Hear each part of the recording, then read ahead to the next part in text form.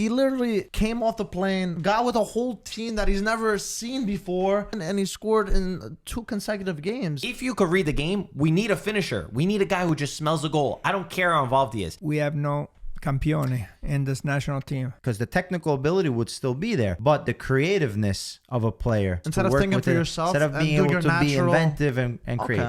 Tom Brady, the last, not the last one that he won with Tampa? Not with Tampa, with Boston. Oh, okay. He had the shirt that he wore. So he was the MVP. That was his 5th Super Bowl winning. I mean, that shirt had a lot of meaning. He put it in a bag into the locker room, and you could see him. They have cameras everywhere. He put it inside his bag. When he went back and he was leaving, the shirt is missing. No. Ryan.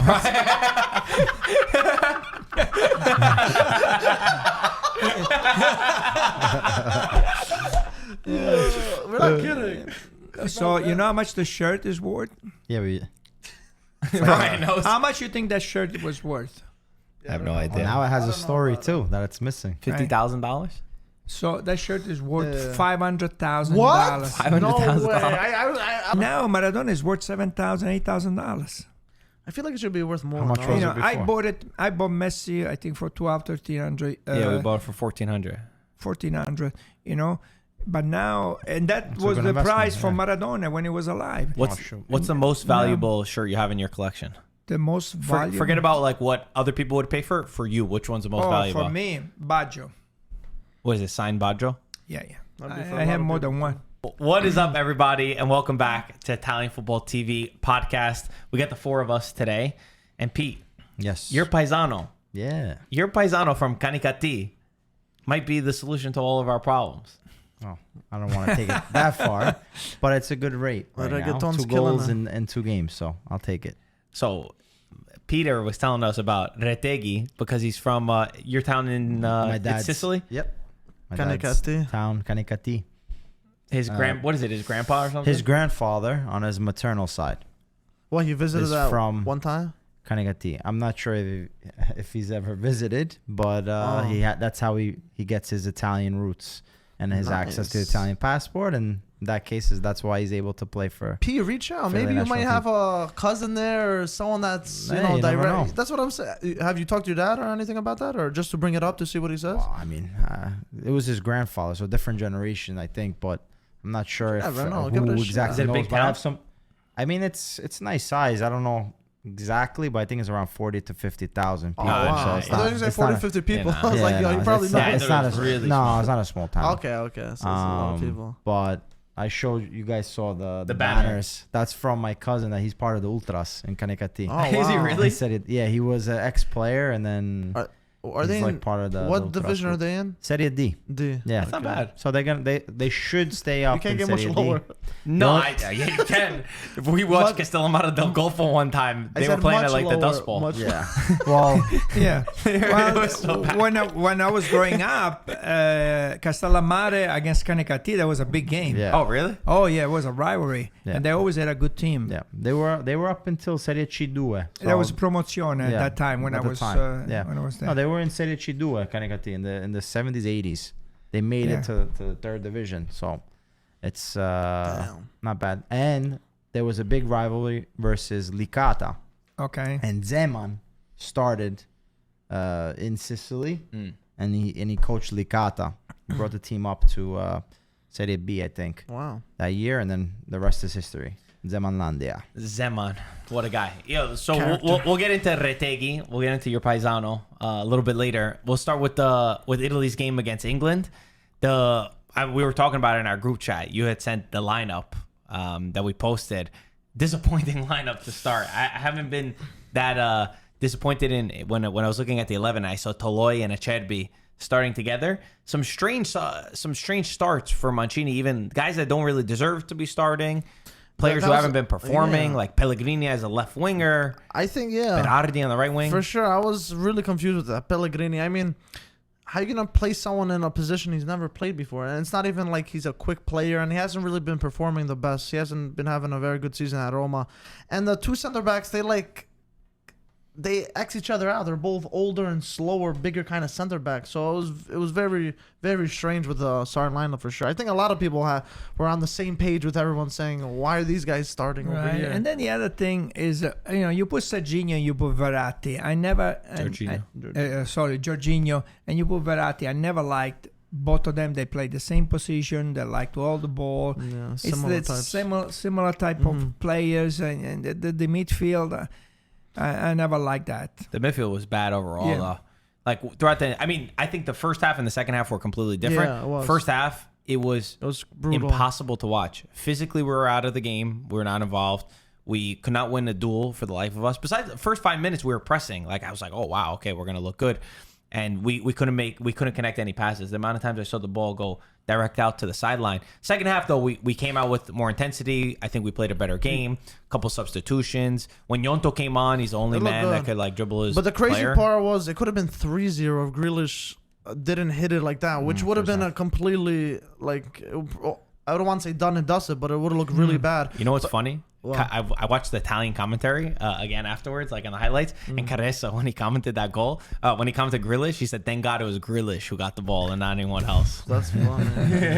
But it's crazy how the He said, "Meno male c'è Grealish." it is funny how the first and second half, because it looked like it was complete dominance from England. It could have been 3-0. And then the second half, I feel like if there was another 5 more minutes left in the game, Italy would have equalized just because they were pressing and they had England pinned back. So it was really a tale of two halves overall, I thought. Yeah, but just the way that you start, you're in Napoli for the first time in 10 years. There was big momentum for this Italy team, and the stadium looked like they wanted to see a show.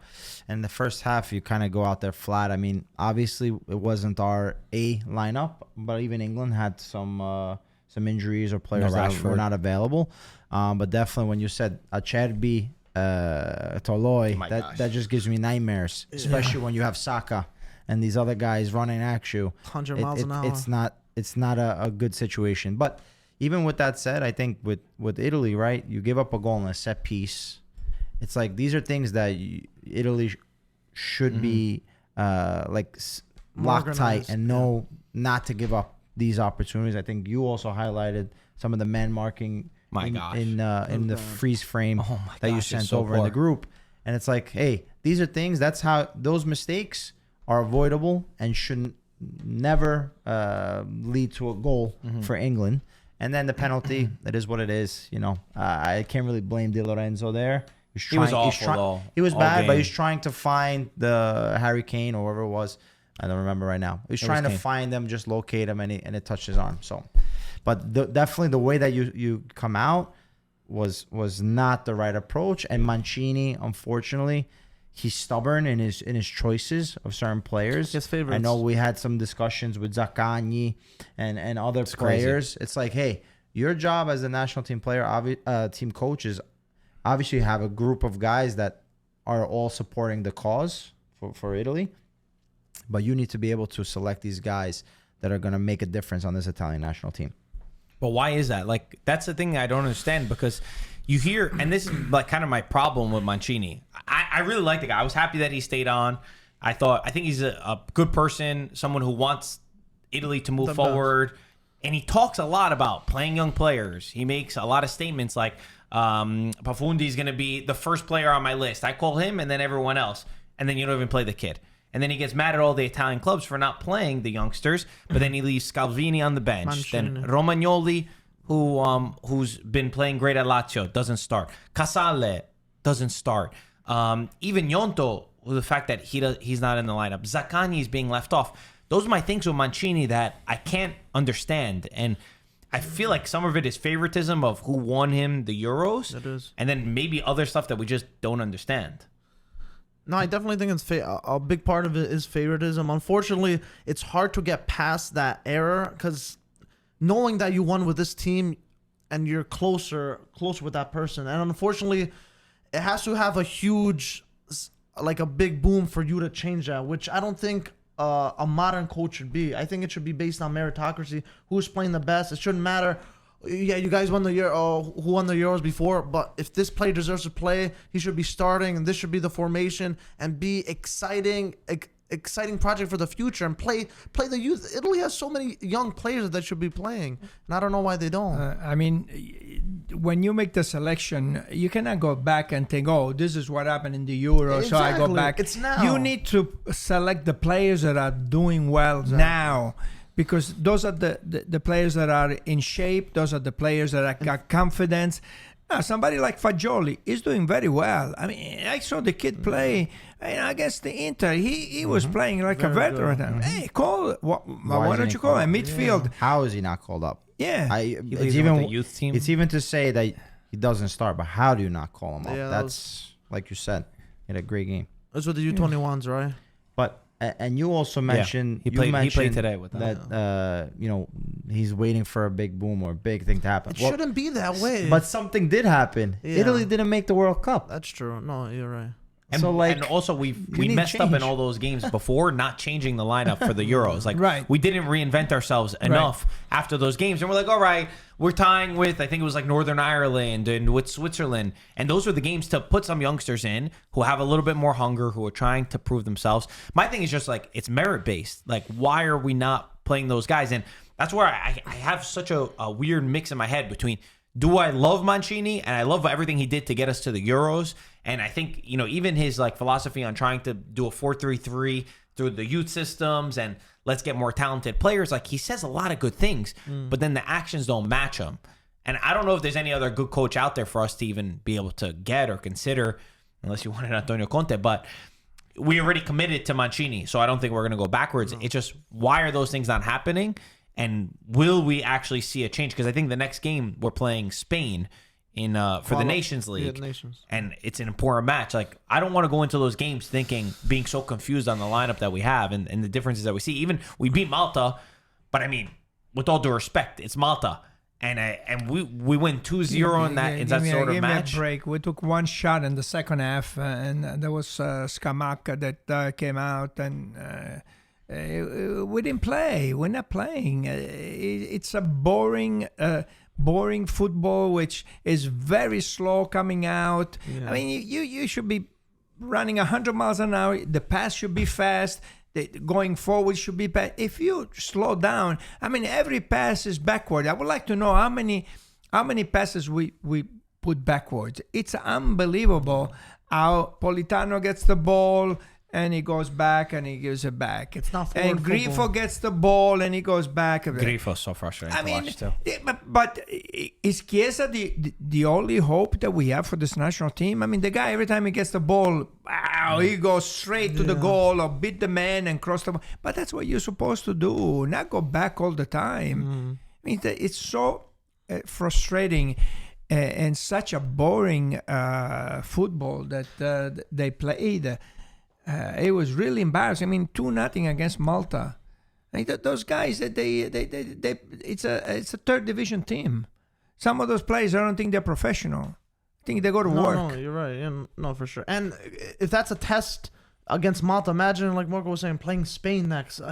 You got to practice against these smaller nations, experiment, see who's going to be starting. But he played two complete different lineups from. I think he realized friendly, his mistake against England. But then against Spain, it's going to be, hopefully there's a schedule friendly prior to that or something, so we can get something together. Because if he plays Acerbi and Toloi for that game, it's going to, I don't know how that's going to turn out. Well, hopefully he puts his, like, whatever problems Zaccagni has, obviously we don't know what it is. Yeah. I find it hard to believe that it's something this series. Zaccagni's another guy. He dribbles his man. Like, he actually tries to go forward, at least with Lazio. Takes on a player. We haven't seen it with the national team yet. But for me, a player like that with actual quality deserves to be in the team. Gnonto was great when he came in. The only one who's capable of dribbling his man, but he lacked a little bit of confidence, and he needs to do it more. There was a couple times that I feel like he passed back. He feels like, I got to give it back to the guys that are more senior, which and for I me feel like is that's one a of the Mancini problems. thing, because if I was Mancini and he'll tell a player like Gnonto, a young, exciting, quick winger talent like that, be like, don't be scared to take on a man. Like, I feel like Chiesa has that factor where he's not scared. And against Gnonto, I feel like he was very conservative and playing back and not really trying. He was scared to make a mistake. That's what it looked like. He was playing it safe, passing it back, rather than trying to take someone on. And that made me think. I was like, is that him or is that Mancini? Because when he plays at Leeds, he doesn't pass back like that. He takes on a man, tries to do stuff. So that makes me think. I was like, maybe Mancini is saying don't go all out, which is questionable, to be honest. Well, it's a more balanced approach, I guess. That's what it is, a cautious Against Malta? approach. And I agree. Yeah, Well, versus- Gnonto didn't play against Malta. Oh, well, Because yeah. he played 5 minutes and he got hurt. Yeah. The game against England, when England he came was in, more- he was doing it a little bit, but I think more At a of like he minimal level, realized. right? But then he slowed down. Yeah, on a minimal level. I And feel in the like. game against England, like I said, I like that reaction. I think a couple more minutes, like you said, we were gonna score. England was wasting time from the minute that they Yeah. scored a goal. Yeah. I mean, this guy Harry Kane gets hit off the field and he's crawling back. I saw that. On That was Luke Shaw embarrassing. gets a red card. Yo, he sits on the ground right after just that to was waste a little embarrassing time. stuff. Yeah, That was rough to watch, but either way, we lost, and you lose at home. We hadn't lost to England in like 6 games. Not so, even yeah, that. I don't want to lose that. It's a point. It's not even a friendly. You don't want to lose. You don't want to lose that sort of match. But we were terrible the first The half. first half was bad. The only good thing that actually first, so Mancini. I mean, we're obviously going to keep him, but is he a Yeah. problem? It's getting to that point, looks like. But I don't necessarily consider him a problem right now. But he's got to change the mentality of this team. He was able to bring that group together to win the Euros because we were not favorites. And we were coming from a bad situation, obviously, before Mancini came on. But some of these, I guess, call-ups is really leaving me scratching my head, and I think a lot of Italy fans are saying the same thing, where it's like, hey, like your job as that head coach for the national team is to be a selector of who's playing well right now and who's going to give me the most to be able to win a game. That's why they say Brazil's they call it the seleção, right? Because you're a selector as a national team coach. You're not as much of a coach per se, right? You just got to put the team together. You don't have months to prepare for stuff and do tactically. So you just got to choose the best players at the time. Yeah. What do you think about the Mancini problem question? Mancini, we're going to play against Spain. North Macedonia, right? On the European qualifying? Mm-hmm. Yeah. Okay. If I tell you, if he doesn't beat North Macedonia away and home convincingly, he's not going too far. Because if you lose to North Macedonia 3 times again, no. and then you have England, then you got to go to London and play England, and you're talking about 3-4 games That gets losing. sticky. Yeah, Real sticky. he's not gonna go. He's not gonna go too far. And don't forget about Ukraine too. I think I would rate Ukraine higher than North Macedonia. If we struggle with North Macedonia, then there's real problems. Yeah, no, he's got problems. He's got problems. I heard the interview after the game. Malta, he didn't like anything. He goes, everything was wrong. Okay, everything was wrong, but you need to fix it. At least he acknowledges it. Yeah, I mean, Which is something. Did he say right? selections are wrong? No, I don't think he said everything they that. did was wrong. to make him look bad. Also, we are in an era on a time in history of Italian soccer where we really don't have those great players that we had in the past. So today I was thinking in 1970, let's go back 50 years ago, 55 years. I remember the 1970 World Cup. I mean, we had Rivera, we had Mazzola, we had Riva, Domenghini, great players. Then we go to 1980. In 1982, we won the World Cup in Spain, and Bruno Conte was the guy was amazing on a wing that beats his man all the time. Unbelievable. I mean, we had Paolo Rossi, we had Antonioni, we had Tardelli, we had Cabrini. It was one player better than the other, and this is in the 80s. Then we go in the 90s, and in the 2000s, we had... talking about Zola, Del Piero, Totti, Baggio, Maldini, Pirlo. Why don't we have that anymore? One better than the other. So I read an article today, and they said, "But why don't we have those players anymore?" And somebody was saying, "Well, the kids grew up playing in the street. Like I grew up playing in the street when I was." From the time that I can remember, we play for hours and hours and hours. And when there was nobody else, you hit the ball against the wall for hours, which that improves a lot of your skills. And they say, the kids are not playing in the streets anymore. Is that the reason why? factor. I remember 20 years ago, or maybe less, 18 years ago, I was in Buenos Aires. It was midnight. We were coming out from a restaurant. We were going. It was midnight in a park with very little lights. There was a game starting 11 against 11, all kids from the street. And it would be interesting to find out, because Argentina's got to be one of the nations where they develop more players than any other nation, I think. Especially in attack. Yeah, they don't play with defense. Especially Argentina and Brazil, right? And a lot of these kids, where did they come from? The street. Yeah. They started playing in the streets and in Brazil on the sand. So I don't know. Does that have something to do with it? Or youth systems too, though. The youth system, is not. I mean, they were telling me that even in Viareggio or Primavera, there's no Italian kids that are coming out, and all the Baggio, Maldini, they all came out of Nesta. They all came out of Viareggio. Yeah. So wait, what's the difference now with Italy? Say they stopped playing. Why didn't they stop playing in Argentina and Brazil? What do you mean? You're saying that the kids aren't playing on the streets anymore in Italy like it used to be, like when you were younger. Right. It still happened in Argentina. Oh, I don't know. I'm saying I was there 18 years ago. Okay. I'm sure it's still like that. And the to be kids, honest. I think, some of the, depending where you come from, and some of the neighborhoods, that's how, they don't have a state, they don't have parks and grass, and they play in the streets. I think, I know, but we were talking about the 70s, the 80s, the 90s, the 2000. I mentioned all the great players that we had, and why don't we have one now? Maybe Chiesa could become that, maybe. But he's hurt, he was out, now he's hurt again.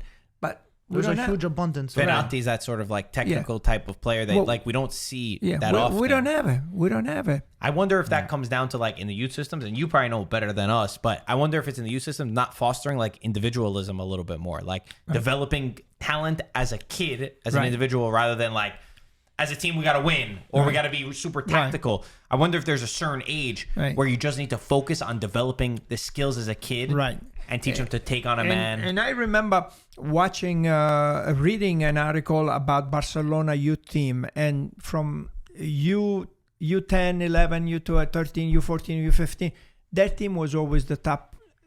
And then I read, how do they practice? How do they do it? That Barcelona, until you get to 12, 13 years old, they don't teach you anything.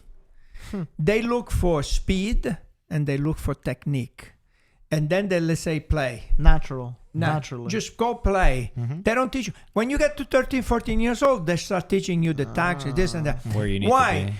Because if you are 7 years old, if you're 10 years old, and the coach tells you, pass the ball, but when are you going to learn how to dribble? Yeah. And I have a feeling like in Barcelona, if you're 10 years old, 11 years old, they love if you dribble. Go to the wing, dribble, play, so you lose the ball, so what?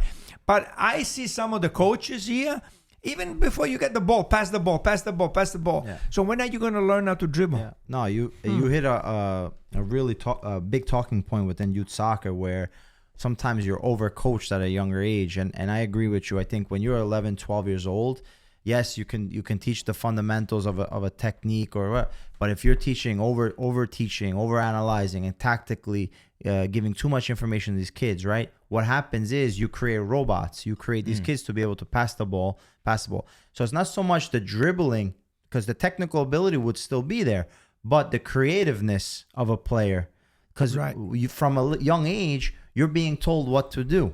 So at that point, you only know how to work within that box. Instead of thinking for yourself, instead of being able to be inventive and create. You asked about Argentina and Brazil. Yeah.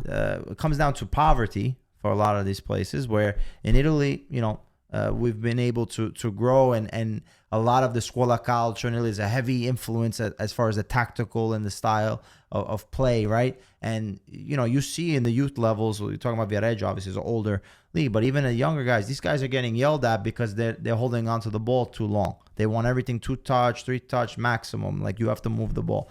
So by doing that, you take away from the player himself and his ability to flourish in that system.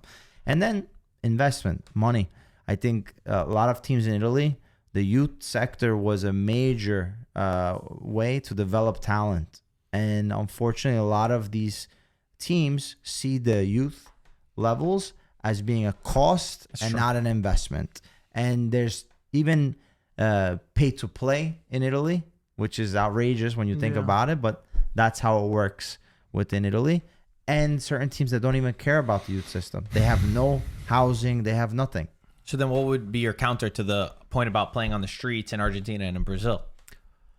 Well, I think within Argentina and Brazil, you still have higher levels of poverty in certain sections, right? We know about the... But you're saying like we don't invest in our youth, like in Italy. Yeah. But like in Argentina, they're saying like, oh, it has to be about playing on the street. Yeah, you're playing on the street, but also at the same time, Argentina is not going to go buy players from other countries. So like you have to play up. That's you have true, to play too. into the system. Like they need to develop. That's a good point. Yeah, they have no other option. No, but I'm saying at the young level, at 10, 11, 12 years old, it's all kids that are local kids that are playing at their level. Okay. Like, so you're saying that they need to invest more into the infrastructure, into like they see it as a cost. Yeah. But in Argentina or in Brazil, they don't have that. They're learning their talents on the street. So why can't it be that? Well, I'm saying you learn it on the street, but the professional teams to invest in the infrastructure still is necessary once you pass that 12, 13, 14-year-old. Because then from there, you could have a creative talent. I have a lot of players that have unbelievable technical ability, but then when you have to make that jump into the first game, you need that bridge to be able to adapt your style now to a more professional way and being more aware and organized and tactically.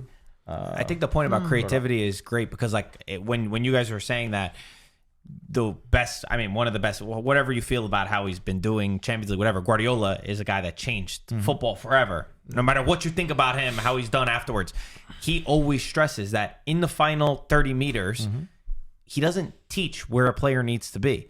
From the back, yes, he wants his defenders to be in the right place, midfielders to be in the right place. But he always says in the last 30 meters, you need freedom. You need creativity. They invent. He's like, I don't coach. I think he even said, I coach until the 70 meters.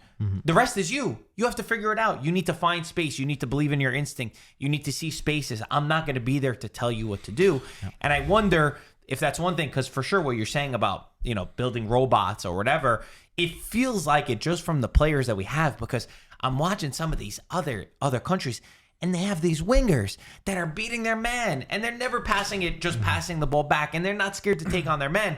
And like you say, there's very few within Italy that get you off your feet and you get a little bit excited of, like a Kvara. We don't have like that. He just said something about Pep Guardiola. Yeah. You know who's the greatest admirer, one of the players that he admires a lot is Baggio. Yeah. Him and Baggio. They played together. They played together, and then he invited him to Barcelona. Right? I saw that. If you go on YouTube, you'll see it. Baggio taking the trip on the plane, and he goes sees Pep Guardiola, and he loved Baggio. I mean, we had Baggio at Milan, Inter, and they used to put him on the bench. Yeah. No, but it's it's incredible. He played, and they wouldn't let him play. They set him on the bench, and then I remember that he went to what was the last team? Was Brescia last team. I mean, the guy was fantastic. He was phenomenal. Yeah. He used to go in and score goals.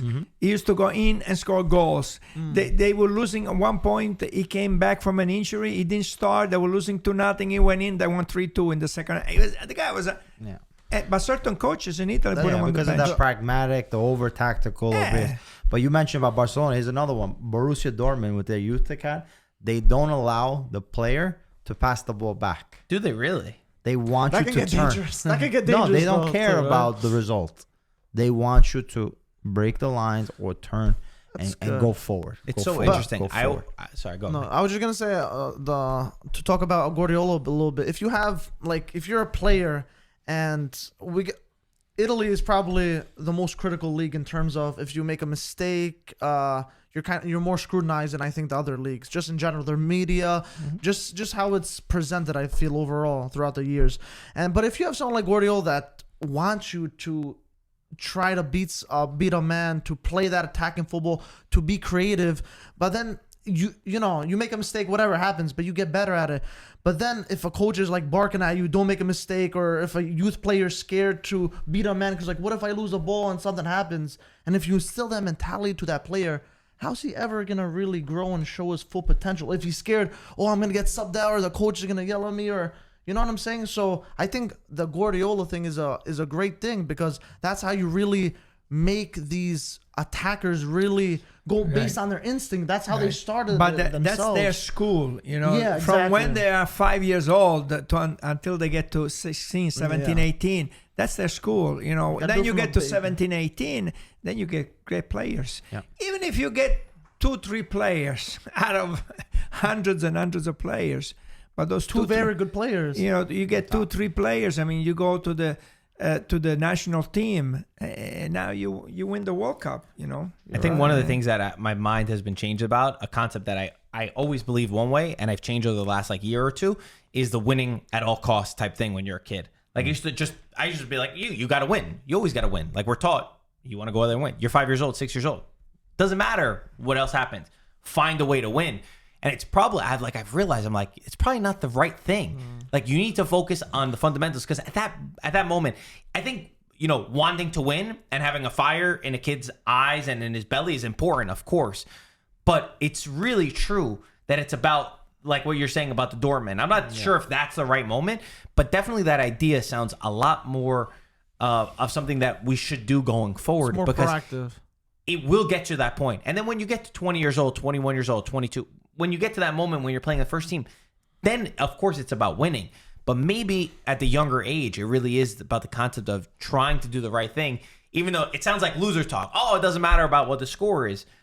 But maybe it's true. Maybe it'll sculpt you into a better player overall. You want it to be competitive, and then obviously you're going to put these players in a certain position to succeed. So the idea is, the objective might not be to win. The objective is to develop the talent, but at the same time, the player himself, you know, if he has the right mentality, he's going to want to win the game. So it's not so much that you have to give up on winning, more than, hey, don't be afraid to make the mistake. Or maybe that it's might cost maybe you it's to win. coaches that they only care about the winning instead of developing the players, because they're going to go up in their They wanna career. go up. If Yeah, I start that's winning different factors. with the youth Yes. team, I'm going to go up a little Yes. bit more. I go to the Primavera. I go to the first team. Yeah. So maybe that is where the issue is.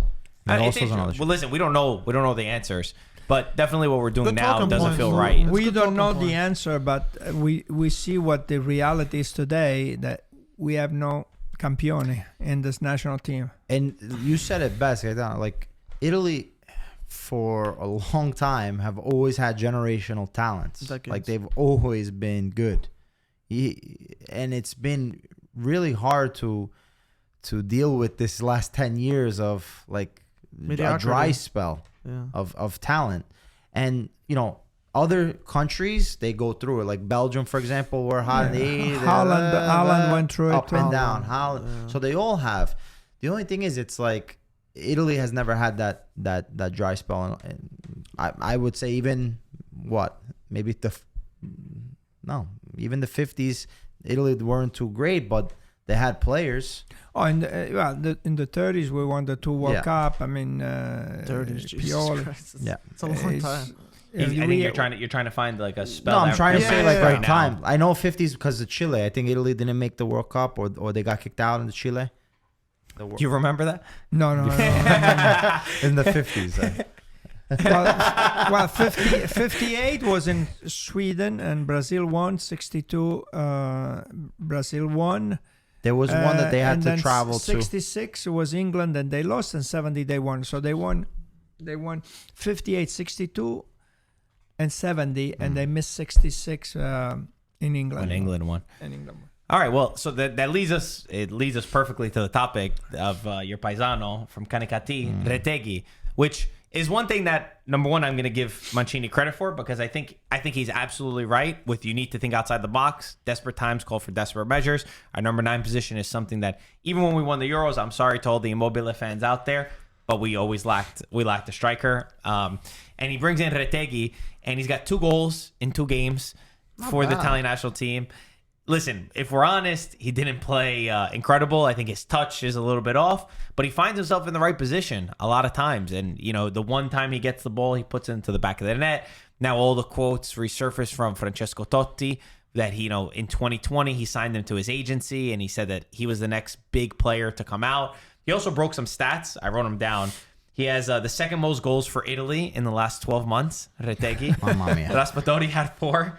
And the last 3 players to score in their first 2 Azzurri games were Enrico Chiesa, Orsolini, and Chinaglia. So he joins that list with those other legends. So is he the answer to our problems, guys?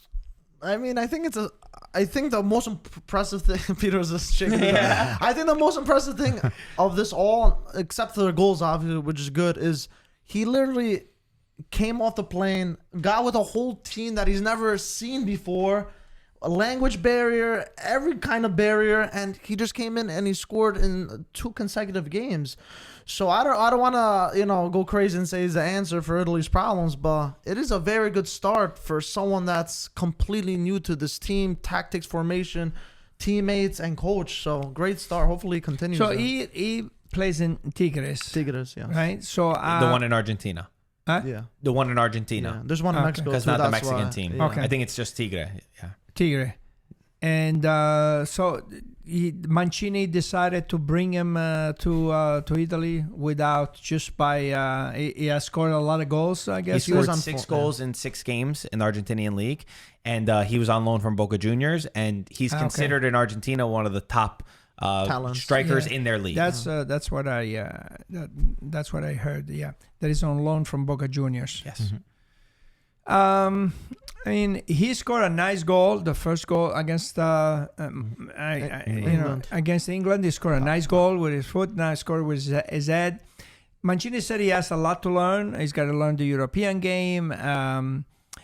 I saw a little bit Scamacca play. When Scamacca came in, he got involved in everything that it was going up. He got involved. He was checking in. He was going out. He was touching a lot of balls, a lot more than Retegui touched.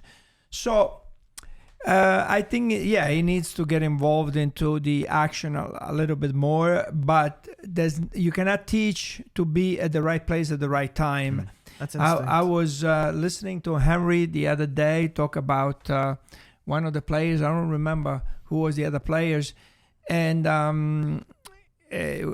he says, this player was always the right place at the right time. He goes, and I will look at him and say, okay, right now there's a corner kick and he's in the back post. Then there was another corner kick and it was in the front post. So he goes, so I will look at him and will say, okay, I'm going to go to the back post. And then the ball will go to the front post. And then I went to the front post, and he was always that play. I don't remember. You remember? It was Henry. It was in Champions League. He was talking about it. It was somebody from Barcelona that when he was playing there. Eto'o. I don't know if it was Eto'o, but he says this player was always in the right place at the right time. He goes, they know where they have to be. And that you cannot teach. Mm-hmm. So if he has that... The rest you could teach. Yeah. What do you think, Pete? Yeah, I don't know if he's going to be the answer to our problems, and he still has a lot to prove. But I think one thing is for certain, he's probably going to come to Italy. I think to play in Serie A. There's already now. rumors. If you're on the Italian national team, Do you want the it? Italian teams, Inter could One of the potentially Milan look clubs is at him. looking at him. You could potentially look at him. So I agree. He put 2 goals in 2 games. The stats look good. Obviously, it's superficial in a sense where he's still.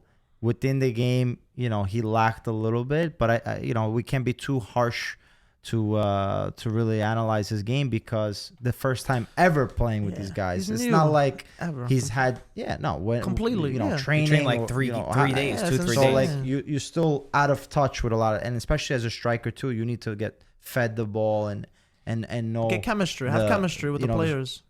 Also for the midfield, so understand and recognize your runs or recognize your movements. For sure. So that definitely plays a role. But like Gaetano said, the goal versus England was a great goal. The touch and placement, finish. and then even the goal versus Malta, he was a little Positioning. free, but was able to score the goal in the head. So the versatility as a number 9 to score is great. And last thing I would say, Mancini did mentioned that he looked like a Battistuta. I don't know if that was accurate. I read the full quote. Okay, so you know what he really said? Okay, what he said. He said that he reminds me of Dennis. Okay. Remember Dennis? Dennis. And then, From Atalanta, right? And then they pushed a little Ex-Napoli, bit. yeah. And then he was like, and a little bit like Battistuta. But everyone only wrote like the Battistuta part. He's Argentinian, right? Dennis? Yeah, Dennis. He Yeah. played with Napoli, also Atalanta. Yeah, But I remember. so I think you made a good point. You made two good points. The one about service, he had no help in these games. Yeah. I mean, the wingers that he had next to him gave true. him no ball. He literally only got 2 balls, was maybe 3 clinical. balls, and he put them in the back of the Very net. clinical. If he had a Chiesa, I think, or if he had Zaccagni, if he had someone who's actually looking to give him the ball, even our midfield didn't play well.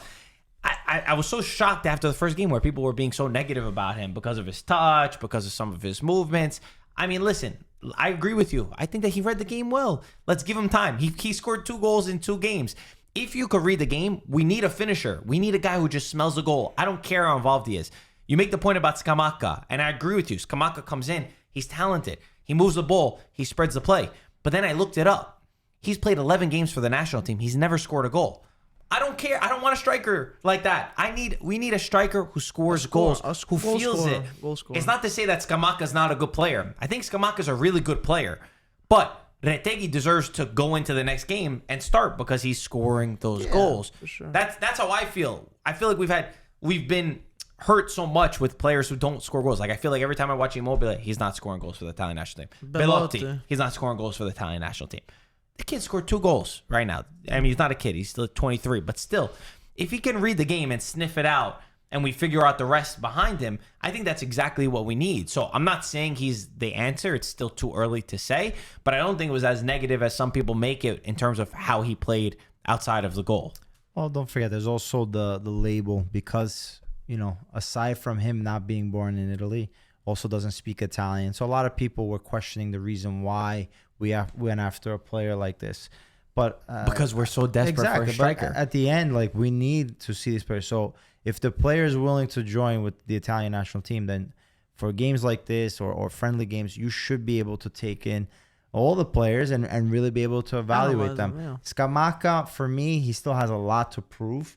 We've seen the most of him because in Serie A he's played, but with West Ham, he's having a terrible season. Yeah, he's not playing. He doesn't have a great goal scoring record.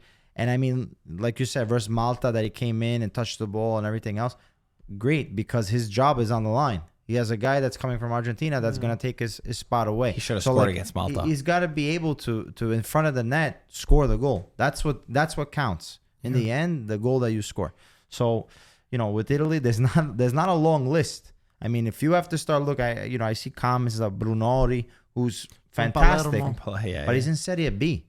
Like, guys, we're used It's not to a bad having. league, bro. It's not a bad league, but you gotta. If you're Italy, you have to be the top team, and maybe it's just us having to come to reality. Are we not a top superior team anymore? Maybe not an attack. I don't know. I like that's why I get this freaking, I don't know what to think about Mancini, because I agree with him so much on the world is changing, things are different. He said he would not have gone and done this a while ago, but it shows the lack of talent that we have. And he even made a point that so many other nations had taken players who had grown up in the Italian youth system or were even born there, and then they went elsewhere. So he says it's about time that we take advantage of it too. What were you going to say? I know you were about to chime in. No, I was going to say that we even struggle with the midfield. I mean, we're playing against Malta, and the first half, I mean, the midfield was struggling. We couldn't put two passes together. Yeah. Come on. He's apparently getting a 17-year-old kid from Argentina now, right? That guy, I don't remember his name. Yeah. Something like that. He's another one. I was just gonna say briefly because Pete brought up Serie B with Brunori. If for Serie B charge, he's actually second. Who's first right now in Serie B, the Capocannoniere? Lapadula. That was my guess. And when Lapadula had Italian citizen, when he got called up, he wasn't scoring. And then he switched to Peru. But now he's scoring. He plays for Peru now. So it seems like Italy can't really catch a break. We can leave Lapadula. Yeah, but that's what I'm going at. Like with Serie B, it is a fantastic league for people that don't watch it. It's a very competitive league, right? But it's still a second division in Italy. So like a Lapadula is going to score you 20, 25 goals in Serie B. He comes into Serie A. If he scores you 10, it's a great What's season. Malta though? What division would they be I in? If you had to put understand, them? but we're not looking.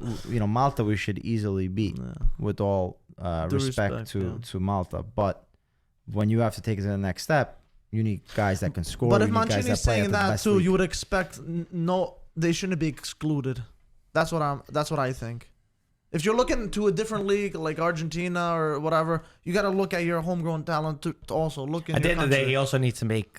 He can't just goal everybody. No, not every bro. Because they have a list of 100 guys. He's second in goal scoring charts in Serie B. I wouldn't say he's everybody. He's apart from the rest. We also don't have Raspadori, because Raspadori would have been probably the one to come in and start if he was healthy. Probably. There's another kid that did amazing, not Italian, but Hojlund. He did incredible for his Denmark. country. He scored 5 goals in 2 games against Kazakhstan and Finland. And I know you say, oh, so just against Kazakhstan. Kazakhstan actually won the match too against Denmark. They're down 2-0. One of our buddies, we told you before, one of our buddies put $500 in the only game that he missed in a 10 game parlay. He had to sleep at the studio. was Denmark, because he had Denmark beating Kazakhstan. They were up 2-0. Hoyland scored 2 goals, and then Kazakhstan scored 3. Kazakhstan, they got to scout some players. They scored some nice goals on that. But this guy Hoyland, he's doing, I would say, not great at Atalanta. He had a great 2023 start. In some big games when he's gotten hit and physically challenged, he shot himself out to the wing. But he certainly has a lot of talent at his disposal. And I think you're starting to see some of the rumors of where could he go, the next team in Italy. Atalanta bought him for cheap. Expensive by their standards, but cheap in terms of what they'll be able to probably sell him with in the summer, 40, 45 million, something in that range. Milan, Inter, or even Napoli. We saw rumors about Napoli. If they did sell Osimhen for 150 million, would he be the guy to come in? And would you do that? He does seem like he's a big number 9 kind of guy. So, and he's a kind of a striker that demands the ball, which I like from him. And yeah, I guess you could say he's having a little off-season Serie A, but it is his first season. He is 20 years old. He's starting for his national team. That's got to be all considered. So I'd say give him another season in Serie A if he manages to stay at Atalanta, and I think we'll see his true self.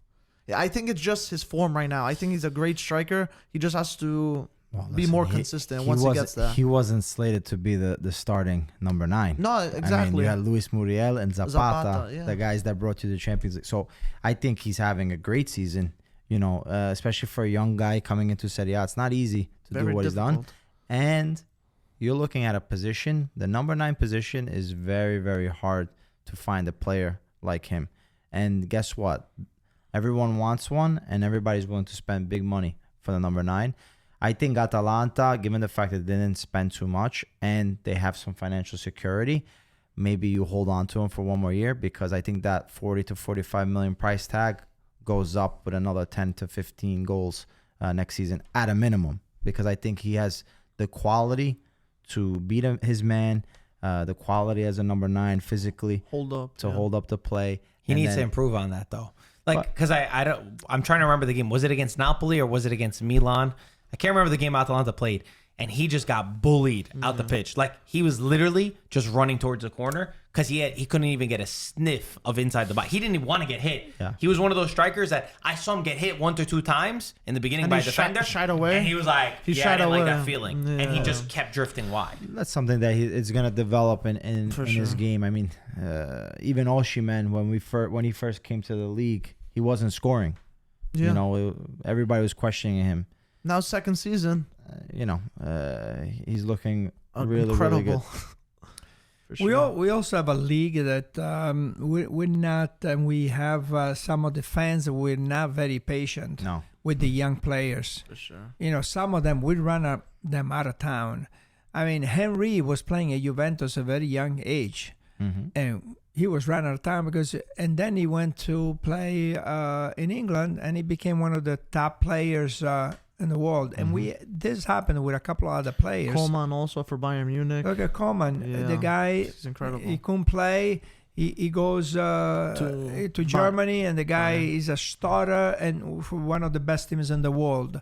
The guy from Benfica, too.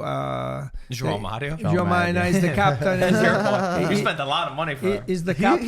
He's incredible over there. And it You sounds better like it's so we Better watch out against him. we're in not Champions very League. patient with the young players. I think other countries, maybe England, maybe other teams, France. Liverpool or Manchester United, I think they give the youth a little bit more. They're more patient, and if they don't do well, they. I think the fans in Italy, they're critical. They scrutinize them. Yes, especially, and you know, also like how we were saying many before. daily newspapers we have in Italy? Three main ones. Huh? We have 3 massive ones, and then there's Sky and DAZN Yeah, that are the so- TV Just stations. for sport. No, I'm talking about just for sports. that's what I'm saying. There's more than There's 3. more. I mean, 3 of the most major Yeah. ones. So they only write about, and most of it is all about soccer and football. That's all it is, And if you don't play, you don't perform. They're very, very. You're under the magnifying I glass. can't believe players actually read them. Every time I always see players actually talk about them reading, like the Gazzetta, I'm It's like, part of the why would you? lifestyle. It's Yeah, part of but the when you're a lifestyle. player, I get fans doing it and stuff. I'm surprised as a player they read it so much and it really affects them. Because I think that's just the culture in Italy in general. Yeah, but aren't you like, okay, what about players that I think- come from other leagues and are not Italian? I feel But like I'm even like, the why are they trainer- even I feel doing like it? even the trainers at the football clubs even read No, them. they have the You know what I'm Gazzetta saying? everywhere. Like they Yeah, have yeah. it. I've seen it inside of their training centers that they Yeah. have the newspapers. It's a part of life in Italy. Right. It's the coffee culture and Right. It's part of checking Yeah. the newspaper. But look at what the fans do though. If you're not performing, oh yeah. Look at what they do. CDK. Look at Look at CDK. CDK. And the kid, maybe the kid has got. It could be really a great player, but it's not going to last too much longer in AC Milan. If the last game that he started, he looked pretty bad. And the media magnifies it 10 times. Right. So it looks even worse than it already Right. is. And then what happens? The fans, they go and they start Comment or message them. and they protest and they go Yeah. there and Oh, they go in the streets and they go Yeah. under their office and Yeah. so there's that pressure that you need to win the next game. And if you don't win, so now you got this CDK. What do you do with him? I you might gotta play not- a safe option. Right, I might not start him on the next game because if I lose this game, I might be out of town. And look at Fiorentina. Fiorentina, they were doing pretty bad. They were losing games, and now all of a sudden the fans and then you win 3-4 games in a row, and now all of a sudden it's a little bit easier also for the players because the players. Like you said, everybody's watching at you, so the coach has a lot of pressure. And then they want the coach out. There's some of these fans, they want the coach It's crazy. out of there. I remember I was in Roma once, and all Curva, they didn't go to the game. The Curva was empty because they wanted the coach out. And then they came in the second half. It's just like, Who's the coach? I don't remember, but I'm talking about 30 years ago. And there's a The whole Curva was not there Wow. because they were protesting. They do that for a lot too. And a good example for this guy, Dano, is Luca Pellegrini when he went to Eintracht Frankfurt for on loan.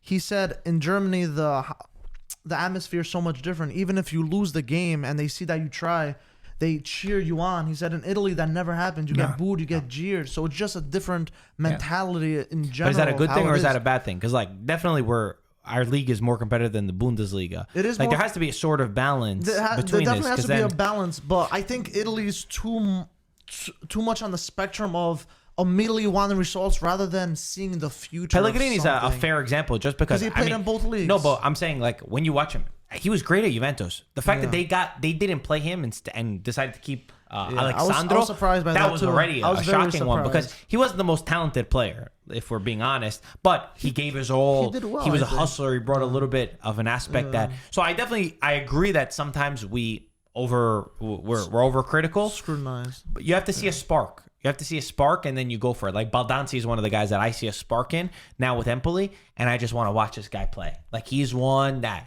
he's talented, he's skilled. I want to see him get to that next level. But final law. But to end this, Hojlund, is he a player that you think that the teams need to invest in this summer and not wait for him to get to that level?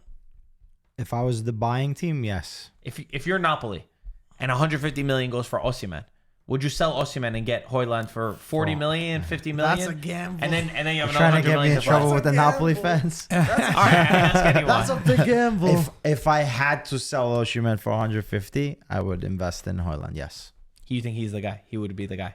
especially if you're saying 40, 45 million. Yes. You don't think he needs another season to prove himself, or for you, he convinced you that he's good enough to become that Osimhen kind of player? So I agree with what you said. As far as I always like to see a player do it for a Develop. couple of seasons, but if I were to say for number 9, unless you have the funds available that you could spend at 70 to 100 million, and Napoli very well, if they sell for 150, they might be able to do it to get another player. But they probably wouldn't do that. They probably wouldn't. invest Yeah, they probably elsewhere. wouldn't. Younger player. But what I see from this kid Hojlund is that he's able to score in multiple ways, and that I think is an added value to a striker of his quality. So, You're pushing the button, the green button? I would say yes. Yeah. Gaetano, how about you? If I was Atalanta, Yeah. of course, I wouldn't sell him. Yeah. You wouldn't sell him? No. But if you're in Napoli, would that be a... And also, it's not guaranteed that you leaving this team. I mean, if you got a good chemistry going on in that team, I would stay. I would stay, because I've seen it too many times where players they doing great, they leave, they go to another club, and then they But that's the chance. Lukaku That's the chance of is everything, one though. of Lukaku is one. But- He's one of the but players that Inter Yo, wanna- you say Lukaku, and But did they're you see pushing Peter? now. Did anyone see Peter's face? There was just pain But at on that point, Peter's it was face. a lot of money. It was more of the club pushing him out for the sale. I know and it's everything, you know? it's very difficult. Belotti. That's Belotti. Oh my God. Belotti's one who and stayed. the other guy too. I mean, Happens. It's always gonna happen. But they weren't really that talented. Like, if you watch them play, like Yo, a lot of their Piontek's goals. positioning was Bill- great. I remember all the no. Yeah, it's positioning, but I'm saying like the talent. Hojlund is definitely more talented than Yeah, them. yeah. Like actually skill, More weapons to score. real talent. Yeah, no, for He sure. definitely has a lot more talent. Piontek was just you knew where to be at all times. Yeah. That was funny. And now Do you remember Antonio? Oh, When he Piontek loved was it. scoring? He loved you were Oh, selling he's the in- merch. Pistolero. He's in Salernitana. Pistolero. He's in Salernitana now, I Can you believe how high you go from such a high to such a low? yeah. Antonio forgot about He it. celebration. He did this. Yeah. I mean, That's funny. I mean, the players, they all want to play in Champions League. They all course. want to be at 80,000 people, and you're playing against Real Madrid, Man City and PSG. Every player dreams of that. So it's very difficult not to not Dream to about accept. that. Yeah, Yeah, for of sure. course. But he's only If, 22 at the end of the day. He's 20 years old. Listen, if Inter, Milan, Juventus, Real Madrid, Man City, if they call, you run. Yeah, that's hard to reject. It's really hard to Yeah. reject. No, that. it really comes down to Atalanta not selling at that Right. point. But then Right. you have to raise. I think it'll be hard for them It's to- hard to also Yeah. Right. if the players get. So Last topic. Let's see if this one's probably make it a quick one. Antonio Conte, mutually leaves Tottenham Spurs. Hotspurs. What a weird way that he went out. I mean, he was trying to. It seemed like he was trying to get fired with the things that he said about the club. This is the history of the club. 20 years, no trophies. He said, "Look at the managers. The players never get any blame." What do you guys think about this? So to me, I think it's more popular now than before. From what I heard, for me, it's done. If I was an owner, and if I was and I needed a coach, it would not be my first choice. Really? It would not be my second choice. It would not be my third choice. wow. Why? He left Juventus when the season was about to start. Anyone with I mean, and he just to me, he abandoned the team. Then he goes to Inter, because and he leaves. he won with Yeah, he won, but then he took off, and he could have had if he would have stayed, he had a good team. You would have won the Scudetto. He would have won the Scudetto for sure. probably. His Juventus team went to the Champions League final when he left the team. That same year, That they year. went to the Champions League final. Yeah. But Inter, I'm saying, when he left, okay, they sold Hakimi, they sold, but they got good players, and the team was good. Yeah. I mean, is that when they got Lukaku, I think, and then he started scoring? Or no, Lukaku was under Conte. They saw Lukaku, and that's why that's why he got or maybe Lukaku stays if Conte stays. I don't know. I don't know, but you got I think part of because he knew that was part of the reason why. You got Zeko. I mean, you had Lautaro. You had good players. I mean, the team was a solid team, and I think you would have won the Scudetto again. With him, So, and then it leaves Inter like he abandoned. Then he goes to Tottenham, and now he had another year, right? And no, until the end of the season. Until the end of the season. All of a sudden, I don't know. He's a winner. Everywhere he goes, he wins. He's very good for the championship. I'm not sure about the Champions League, but for the championship, man, the guy's going to make you win that championship. But I'm disappointed the way that he leaves. I know he's a winner. I know he's a fighter. I know that he wants to win at all cost. But I just don't like that you leave, in the middle. Yeah. Finish it, and then you go. It makes him look and bad. then, Mourinho, okay, but finish your contract, and then you leave. And then you go someplace else. Doesn't that sort of like make you question the choices that he makes? Because you're saying like we know how Conte is. He's sick. He wants to win, and he wants to win immediately. He doesn't want to wait a season or 2 seasons. He needs to win now. He wants to win so bad that the name of his daughter is Vittoria because he loves victory that much. Right. But then you go to a team like Tottenham who hasn't won in forever, and when you talk about the Premier League, I mean, I know they made investments. They spent 130 million, but then Chelsea will make 300 million in investments in a January transfer market. Man City's been making investments. Man United spent $1 billion over 10 years. When he signed for Tottenham, I said, wow, it's going to be the first job that he doesn't win at. So I thought maybe he's going to adapt something. I was like, oh, he knows something that we don't know. Maybe this is a long-term project, a different Conte. So he went in with like, we have to win now. But did he realize where he was going? Like, why accept the Tottenham job? You know what I'm saying? Like, there was no chance they were going to win the Premier League. Getting into the top 4, I think, last season was a massive success. And I agree. I love him. I love Conte. I think he's one of the best, if not the best, at getting an immediate result right away. It doesn't last that long. Short-term. It's not a long-term project. It's a 2-3 year project. And we typically know the way it ends. It's not a European project. It's not a Champions League project because when he has to focus on more than one competition, we know how he is. We know the calculations. He's good at preparing his team for 7 days. But I do agree with you, especially at this point. I didn't like the way that what he did with the team. Yes, you're trying to send a message. I get that. But you don't do it in the way that he did it with the media. Like, I think that there's sometimes when you could be right, but by doing that doesn't mean you're right. So where's his next destination? Where do you guys see him? Do you guys see him at another top club, or do you guys see him at? Now he has to be more humble and take a smaller club and smaller pay, because I don't think any at least Premier League top teams are going to be paying. I don't think that English kind of teams money. are going to touch him anymore. Yeah, I think they're he done. kind of ruined that relationship. I think he looked them. really bad in England. I don't think they accept what he did. I think the next stop will be Serie A. To be honest, I've had some people that watch the Premier League. They're big Premier League Manchester United fans, and they're not Ryan. No, it's your best friend, right? No, it's different. But they're disappointed because of after the game, he's always has not an attitude, but he's just complaining. Like he doesn't want to be there. Yeah. I don't think England they'll touch him. Yeah, I don't think. Italy, I agree with you. I think he's finished for Premier League. Is finished. The problem with Italy, I hear everyone talking about Inter. I don't think you have the money to pay him. Number one, I don't know. Yeah, I don't think you're going to make enough investments.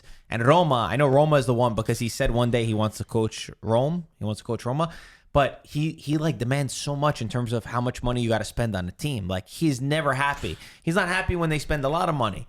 And at Roma, are you really going to find that path to win without spending money? I don't think he will. But Roma's more of a project-based team with the Friedkins now. But we just said that he couldn't even do that at Tottenham, where he said, "I love the stadium, I love the project." So Roma's not going to fit. It wouldn't fit. It's not going to fit for Roma because he's opposite of what they're trying to build so far. Milan as well. Milan's not going to have the money to pay him. They're not going to have the money to buy the players. It's going to be a hard one. He could really only go to where actually he could Bayern go? Maybe.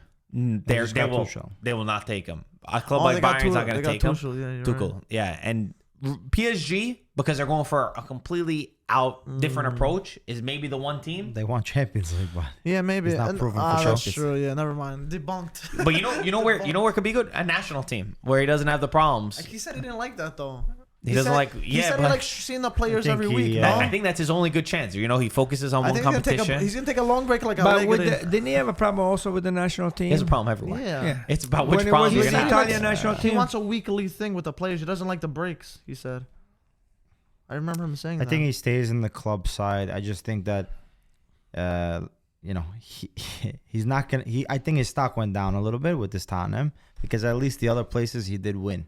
So at that point, you're still left on a high. Exactly. But already you're making this a habit, right? This is a habit. This is something that happens all the time. And I think a lot of teams are going to say, am I really going to be willing to spend all this money to get Conte? And then Not within a even one. year, Bad mouths us. already have problems and have to look for another coach. You know what? It's not a good It look. might not be, Worth a big enough reward for all the risk. Would you take him at Inter? This summer, you could get rid of Inzaghi. Forget about affording his salary. Peter Curto, would you take him? Oh, man. All things aside. He's like a toxic ex that you can't get away No, from. it's like all things aside. Yeah, I would take Conte. But he's short All term. things aside. Everything you just But why are you going in a circle? he just wants to win. No, I'm not going in the circle. You are going in a circle. No. He gave me he asked me a different question. What? he He didn't tell me didn't. I was the president of Inter and looking to build a project. He said that you have no money problems. You have no the salary's not an issue. That's what you just His said. what do you- salary's not But an Pete, issue. what are you gonna do? His Win the salary's not Scudetto, an he's gonna leave, and then you have to build All for right, the I get my scraps 2 again? stars for my jersey. But that's so short term. But the thing is, You think he with- cares? with Conte? Yeah, what's wrong with you, Pete? No, but if you're able to win in the immediate, then it's good. What I was going after was saying, as a president, as a team owner, and you're looking at the long-term stability of your You project, can't make the guy happy. maybe you're second guessing. You say, yeah, it doesn't make sense. he can come. Yeah, He's good. He's good at break at I think a team that's in like a really bad moment.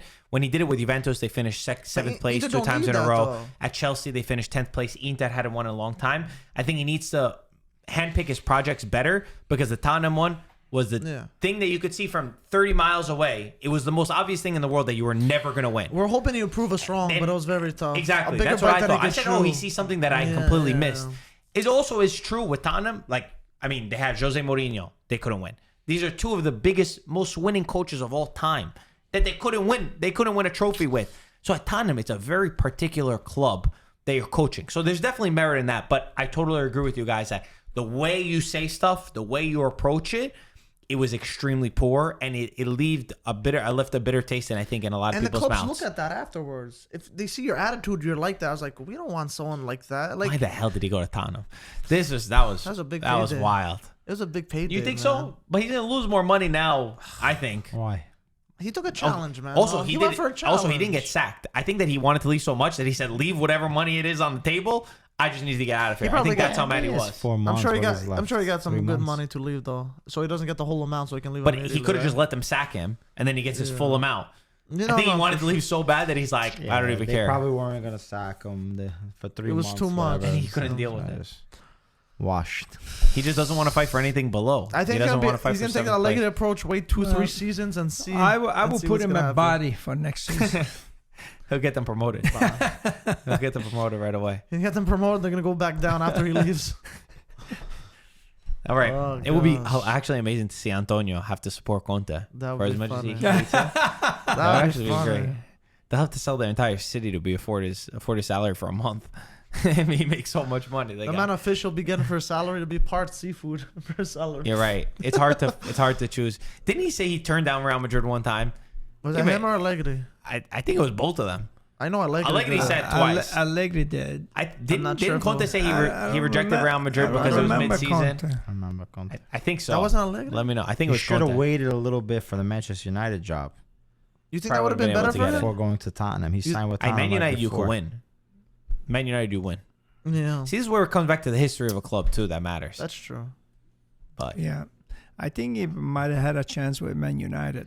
Didn't Yeah. you keep Harry Kane Before at Spurs from Tanaka, leaving? Before Or him. was that him when exactly. he first came? Who is it? I don't know. Atletico Madrid. Simeone? Simeone, he's out. Is that? They're saying that he's. Send them to Atletico Madrid. He would actually fit Atletico Madrid really well. Actually, it might work. Yeah. They actually will love makes it. a lot of money Yeah, over there. Simeone makes a that lot. might- Yeah, that's actually that not a might bad fit. shout. Yeah. They don't care about Champions League anymore. Like they haven't been competitive in Champions League in as quite a long as they while. win I'm the sure La they still Liga. want to do something. But he's not gonna. Okay, but he's not winning La Liga at Atletico. You never know. I don't Why think he's not? gonna win. Why not? They have Simeone good could do players. Yeah, why not? I don't know. I don't think it's I think crazy. with Real Madrid and Barcelona They there. have it's Morata. tough. Morata's there too, right? Yeah, they're saying he's gonna leave. Oh crap. Yeah. Not Anyway. if Conte comes. If anyone's got a good idea, if anyone's got a good club, Atletico's not that bad. guys, for everyone, thank you for watching. We'll talk to you soon. Ciao, Ciao, ragazzi. guys.